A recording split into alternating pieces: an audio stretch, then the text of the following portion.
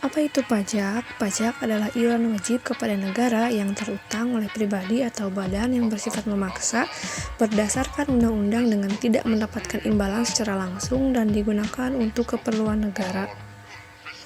Lalu apa itu ziswa? Ziswa itu zakat, infak, sedekah, dan wakaf yang berperan dalam memenuhi kebutuhan masyarakat kurang mampu. Ziswa ini solusi pemberdayaan ekonomi umat. Jadi penyebab permasalahan ekonomi Indonesia itu kurangnya kualitas SDM dan kecilnya lapangan kerja di suatu negara yang menimbulkan banyaknya pengangguran, dan dampak dari pengangguran tersebut yaitu kemiskinan, sehingga sistem ekonomi Islam adalah solusinya.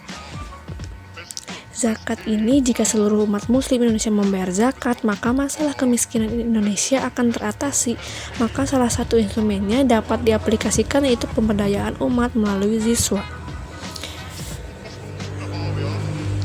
Nah, peran ziswa ini berperan sebagai pemenuhan kebutuhan masyarakat kurang mampu sesuai Undang-Undang 1945 Pasal 34 Ayat 1 yang berbunyi fakir miskin dan anak-anak terlantar dipelihara oleh negara.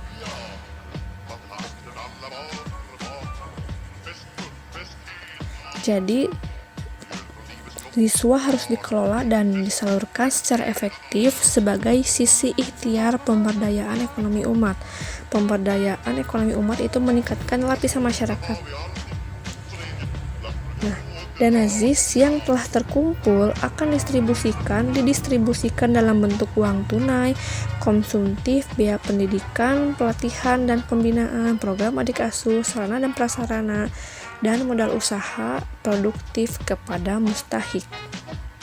Tidak hanya diberi pendanaan, mustahik yang diberikan pendanaan itu diberikan pembinaan juga dan pendampingan. Lalu wakaf itu memiliki peran membiayai berbagai pendidikan Islam beserta kesehatan.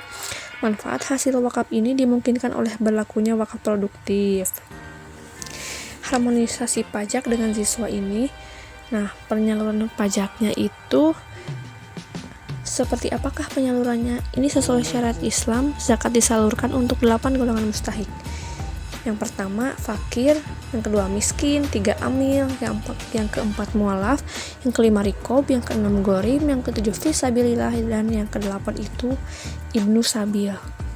Jadi penyaluran zakatnya ini sesuai dengan syariat Islam dan disalurkan kepada 8 golongan mustahik.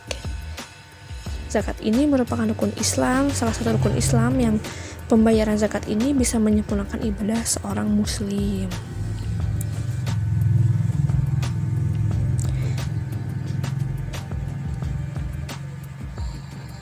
Sesuai dengan Undang-Undang Nomor 38 Tahun 2008, zakat bisa menjadi pengurang pajak.